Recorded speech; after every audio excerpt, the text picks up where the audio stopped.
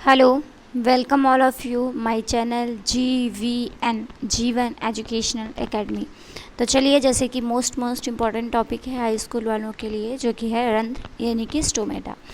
तो स्टोमेटा रंध्र किसे कहते हैं, तो चलिए पहले रंध्र की संरचना देखते हैं, फिर उसके बाद में रंध्र के बारे में जानते हैं इसका क्या क्या कार्य होता है। तो रंध्र जो होता है एक कोशिकाओं पर उपस्थित दो कोशिकाएं होती हैं, जो पत्तियों में आप सभी लोगों ने देखा होगा कि छोटे छोटे छेद टाइप में दिखाई देते हैं। तो सेम वही चीज़ यहाँ पे भी है कि वो जो छेद होते हैं उन्हीं की संरचना ये मैंने बना रखी है, जो कि माइक्रोस्कोप से देखने पर कुछ इस तरीके से दिखाई देती है। ये जो मैंने आसपास की कोशिकाएं लिखी हैं, इनको सहायक कोशिका कहते हैं या अदर कोशिका कहते हैं। इसमें से मेन ये दो कोशिकाएं हैं जिन कोशिकाओं को क्या कहा जाता है, द्वार कोशिका यानी कि रक्षक कोशिका कहा जाता है। और जो इसमें ये सारा ग्रीन से जो है वो हरित लवक है, ये सारे क्या हैं, हरित लवक हैं, और जबकि ये हमारा क्या है, केंद्रक है। तो दो कोशिकाएं होती हैं जो कि क्या होती हैं, छिद्र के ऊपर उपस्थित होती हैं यानी कि रंध्र के ऊपर उपस्थित होती हैं। इन्हीं के खुलने और बंद होने से क्या होता है, रंध्र खुलते और बंद होते हैं। तो ये प्रोसेस कब होती है, रंध्र कब खुलते हैं और रंध्र कब बंद होते हैं। तो क्या होता है कि जब अंदर मटेरियल ज़्यादा होता है तो रंध्र क्या हो जाते हैं बेटा, खुल जाते हैं। और वहीं जब अंदर का मटेरियल कम होता है तो वो रंध्र क्या हो जाते हैं, सिकुड़ जाते हैं, बंद हो जाते हैं। तो कहने का मतलब अब मटेरियल कौन कौन सी चीज़ें होंगी, जैसे कि हमने कहा कि अगर कार्बन डाइऑक्साइड, जैसे प्रकाश संश्लेषण की क्रिया हो रही है, तो प्रकाश संश्लेषण की क्रिया में ऑक्सीजन की मात्रा मुक्त होती है। अब ऑक्सीजन की मात्रा अगर ज़्यादा हुई तो अंदर से प्रेशर पड़ेगा, और अगर अंदर से प्रेशर पड़ेगा तो रंध्र क्या हो जाएंगे, खुल जाएंगे। वहीं पे क्या होगा कि अगर जैसे मान के चलो श्वसन की क्रिया हो रही है, रात में श्वसन की क्रिया होती है, तो रात में अगर श्वसन की क्रिया हो रही है तो रंध्र क्या हो जाएंगे, क्योंकि उसमें कार्बन डाइऑक्साइड ज़्यादा होगी। तो जब कार्बन डाइऑक्साइड ज़्यादा होगी तो रंध्र क्या हो जाएंगे, खुल जाएंगे। ठीक है, तो ये रंध्र खुलने की प्रोसेस होती है। दूसरा क्या होता है, कभी कभी क्या होता है कि कोशिकाओं में जल की मात्रा अधिक है, तो अगर कोशिकाओं में जल की मात्रा अधिक है तो अंदर से दाब पड़ेगा, और अंदर से जब दाब पड़ेगा तो रंध्र क्या हो जाएंगे, खुल जाएंगे। तो ये कुछ इस तरीके से प्रोसेस होती है इनकी। अब इनमें खुलने और बंद होने की जो प्रोसेस होती है, इसमें जो कोशिका होती है, जो रक्षक कोशिका होती हैं, ये जो दो रक्षक कोशिकाएँ होती हैं, इनमें एक होती है बाह्य भित्ति और एक होती है अंतःभित्ति। आप लोगों को बता दें कि आप लोगों को पता होता है कि हमेशा बाह्य भित्ति कठोर होती है, पर यहाँ पे इसका जस्ट अपोजिट है। बाह्य भित्ति पतली और मुलायम होती है, अंतःभित्ति मोटी और कठोर होती है। तो जब आंतरिक से मोटी भित्ति पे, अंदर से जब मोटी भित्ति पर दाब पड़ता है तो मोटी भित्ति क्या होती है, फटेगी तो है नहीं, तो वो क्या कर देती है, पतली वाली यानी कि बाह्य भित्ति को धक्का देती है, और जब धक्का देती है तो बाह्य भित्ति भी खुल जाती है और आंतरिक भित्ति भी क्या होती है, खुल जाती है। ठीक है, तो ये फिलहाल खुलने की प्रोसेस है। तो ये खुला हुआ है आपका रंध्र और ये आपका बंद हुआ है रंध्र। ठीक है, अब उसके बाद में देखते हैं कि पौधों में जो होता है श्वसन किस प्रकार से होता है। फिलहाल ये मैंने बता रखा हुआ है, इसको समझाते हैं थोड़ा किस तरीके से। देखो, ओवर राइटिंग है, हम बताते जा रहे हैं, आप लोग ध्यान से समझते जाना, क्योंकि मैंने एक वीडियो में बताया था उसमें फॉल्ट हो गई थी, इसलिए हमें वो डिलीट करना पड़ा था। तो इसमें क्या होता है कि दिन में प्रकाश संश्लेषण की प्रक्रिया होती है। तो जब प्रकाश संश्लेषण की क्रिया होती है तो O2 बाहर निकाली जाती है, सभी को पता है। लेकिन क्या इस समय श्वसन की क्रिया नहीं होगी, क्या पौधे दिन में श्वसन की क्रिया नहीं करेंगे, करेंगी, पर ऑक्सीजन की कम आवश्यकता होती है। इसलिए क्या होता है कि श्वसन क्रिया में जो प्रकाश संश्लेषण से ऑक्सीजन गैस निकलती है, तो श्वसन क्रिया में कुछ मात्रा में उसका उपयोग कर लिया जाता है और अधिक मात्रा में उसको वायुमंडल में मुक्त कर दिया जाता है। वहीं पर क्या होता है कि जो भाई श्वसन क्रिया के दौरान कार्बन डाइऑक्साइड भी मुक्त होती है ना दिन में, तो दिन में अगर पेड़ पौधे श्वसन क्रिया करेंगे तो कार्बन डाइऑक्साइड गैस मुक्त होगी। तो अगर कार्बन डाइऑक्साइड गैस दिन में मुक्त होगी तो उस समय क्या होगा कि जो है कम मात्रा में कार्बन डाइऑक्साइड कोशिकाओं को कोशिका के अंदर ही मिल जाएगी, क्योंकि श्वसन के दौरान जो कार्बन डाइऑक्साइड निकलेगी वो कोशिका के अंदर ही मिल जाएगी। बाकी अधिक मात्रा में उनको कार्बन डाइऑक्साइड चाहिए प्रकाश संश्लेषण के लिए, तो वो जो अधिक मात्रा में कार्बन डाइऑक्साइड चाहिए वो कहाँ से लेंगे, वायुमंडल से लेंगे। अब यहीं पे क्या होता है, रात में प्रकाश संश्लेषण तो होता नहीं है। जब रात में प्रकाश संश्लेषण नहीं होता है तो पौधों में खुद से तो ऑक्सीजन बनेगा नहीं। जब खुद में ऑक्सीजन नहीं बनेगा तो क्या होगा, ऑक्सीजन वो वायुमंडल से लेते हैं और कार्बन डाई वायुमंडल में छोड़ दी जाती है। तो दिन वाली प्रक्रिया थोड़ा जटिल है और रात वाली प्रक्रिया क्या है, बहुत आसान है। रात में जैसे हम लोग प्रोसेस करते हैं श्वसन में कि ऑक्सीजन लेते हैं, कार्बन डाइऑक्साइड छोड़ते हैं, सेम रात में पौधे भी वही करते हैं, ऑक्सीजन लेते हैं और कार्बन डाइऑक्साइड को छोड़ देते हैं। लेकिन दिन में यही प्रोसेस इनमें अलग हो जाती है क्योंकि वो प्रकाश संश्लेषण की क्रिया करते हैं जिसमें ऑक्सीजन गैस मुक्त होती है।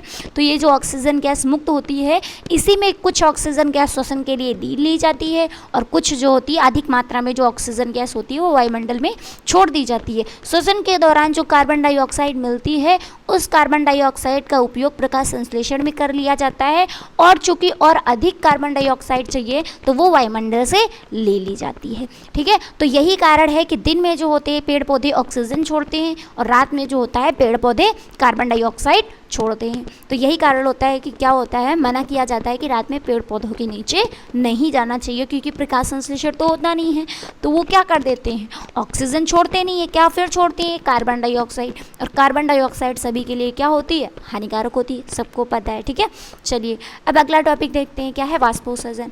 वाष्पोत्सर्जन, अगर वाष्पों को हम दो पार्टों में टूटें, किसमें दो पार्टों में टूटें, वाष्प प्लस उत्सर्जन वाष्पोत्सर्जन से बना हुआ है, यानी कि वाष्प का उत्सर्जन ही क्या कहलाता है, वाष्पोत्सर्जन। परिभाषा कैसे लिखेंगे, जल की अधिक मात्रा का वाष्प बनकर रंध्र से वायुमंडल में जाना वाष्पोत्सर्जन कहलाता है। मैंने यहाँ पे रंध्र में बताया था, रंध्र में मैंने यहाँ पे आप लोगों को बताया था कि जब क्या होती है, कार्बन डाइऑक्साइड की मात्रा अधिक होती है यानी कि रात में तब भी रंध्र खुल जाते हैं, दिन में ऑक्सीजन की मात्रा अधिक होती है तब भी रंध्र खुल जाते हैं। ठीक है, और क्या होता है, दिन में जब अगर कोशिकाओं में जल की मात्रा अधिक है तो जल की मात्रा को वाष्प के रूप में बाहर निकालने के लिए, वाष्प के रूप में बाहर निकालने के लिए भी क्या होते हैं, रंध्र खुल जाते हैं।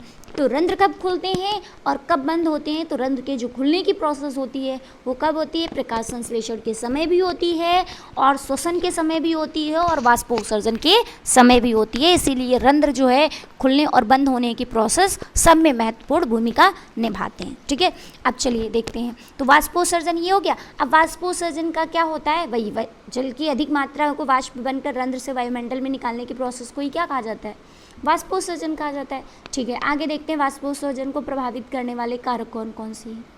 तो एक तो आपके आते हैं बाह्य कारक और एक कौन से आते हैं, आंतरिक कारक। एक कौन से आते हैं, बाह्य कारक, और एक कौन से आते हैं, आंतरिक कारक। बाह्य कारक में जैसे कि हवा की गति हो गई, अगर हवा की गति तेज होगी तो प्रकाश संश्लेषण की क्रिया क्या होगी, अधिक होगी, तापमान अधिक होगा, प्रकाश संश्लेषण अधिक होगा। भाई वाष्प ज्यादा बनेगी, आप लोग खुद सोचो, जब गर्मी अधिक होती है तो पसीना बहुत ज़्यादा निकलता है ना, तो बस वही चीज़ है, तापमान अधिक होगा तो वाष्पोत्सर्जन क्या होगा, अधिक होगा। वायुमंडल की आर्द्रता, अब ये सोचो कि अगर क्या होता है बारिश के समय में जब नमी होती है, आर्द्रता किसे कहते हैं, वायुमंडल में उपस्थित जल की मात्रा को ही आर्द्रता कहते हैं। तो वायुमंडल में अगर जल वाष्प की मात्रा पहले से ही अधिक मात्रा में है, तो अगर जल वायुमंडल की आर्द्रता अधिक है तो क्या वाष्पोत्सर्जन की प्रक्रिया होगी, नहीं होगी।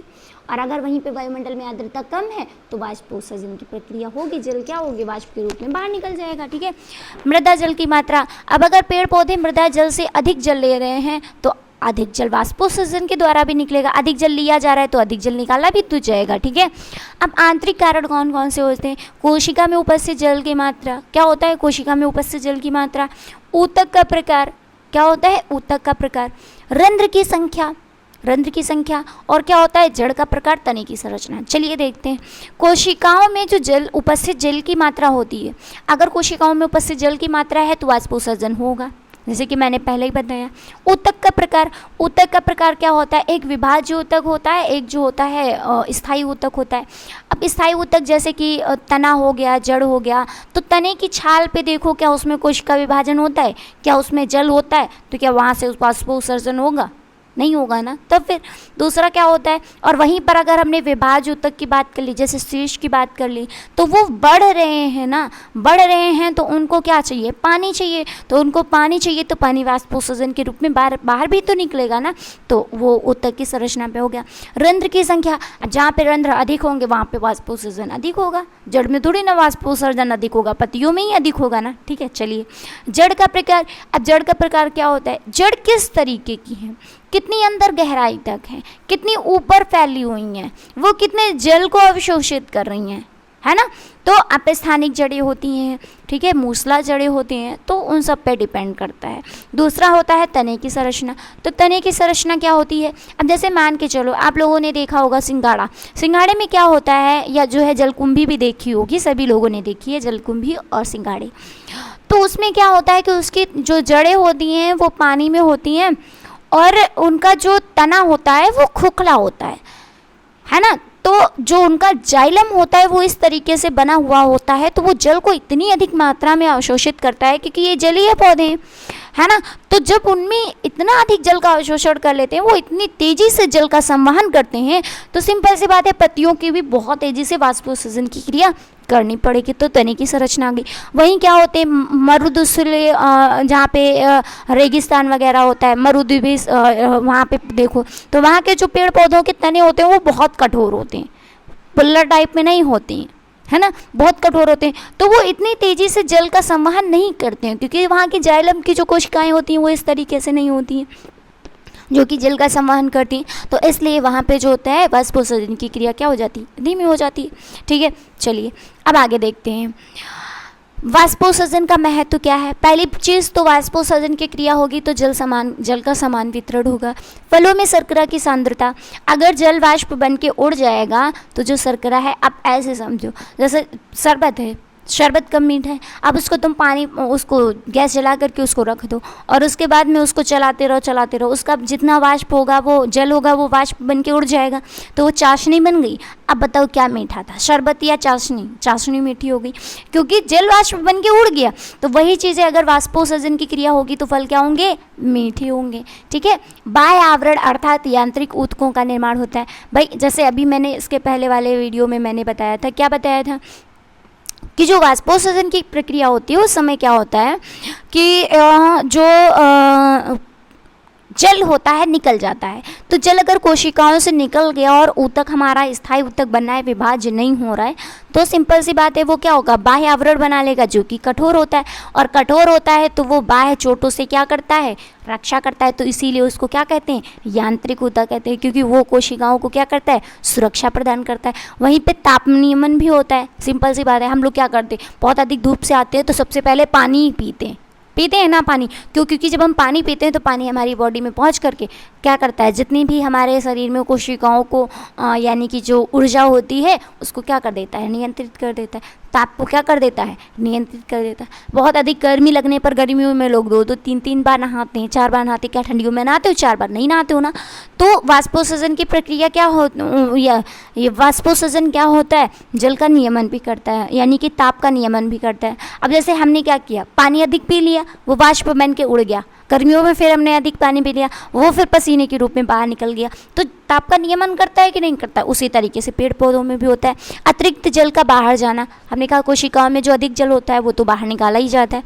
अगला क्या होता है, वाष्पोत्सर्जन से जल का अवशोषण होता है। अब अगर पत्तियों से वाष्प बन के जल जो है निकल जाएगा तो पत्तियों को नया जल चाहिए। अब अगर पत्तियों को नया जल चाहिए तो नया जल चाहने के लिए वो क्या करेंगे, जड़ें अवशोषित करेंगी, तभी तो जाइलम के द्वारा वो पत्तियों तक पहुंचेगा। तो अगर जड़ें उसको अवशोषित करेंगी, अगर उसको जड़ें क्या कर रही हैं, अवशोषित कर रही हैं, तो क्या होगा कि जल में जो खनिज लवण मिला होगा, मृदा जल लेती हैं तो मृदा जल में ही खनिज लवण, क्योंकि मृदा में खनिज लवण भी होंगे, तो जब वो जल को लेंगे तो जल में घुले हुए जो खनिज लवण होंगे उनका भी साथ में अवशोषण हो जाएगा।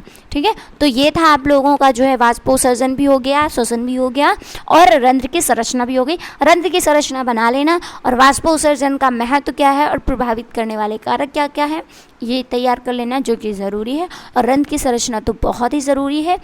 तो चलिए इसको यहीं पे बंद करते हैं, और आप लोगों का एक चैप्टर पूरा का पूरा मैंने कंप्लीट करवा दिया है, जिस चैप्टर का नाम क्या था, जैव प्रक्रम। ठीक है, तो अगर किसी को जैव प्रक्रम देखना है तो हर एक वीडियो को सही ढंग से देखिएगा, आप लोगों को ज़रूर पूरा का पूरा ये चैप्टर कंप्लीट मिलेगा, क्योंकि ये चैप्टर बायोलॉजी का है और इससे क्वेश्चन उठते हैं और ये इम्पॉर्टेंट भी है ये चैप्टर, और क्वेश्चन इस चैप्टर से बहुत ज़्यादा बोर्ड के पेपर में बनते हैं। ठीक है, तो ये मैंने कंप्लीट करवा दिया है।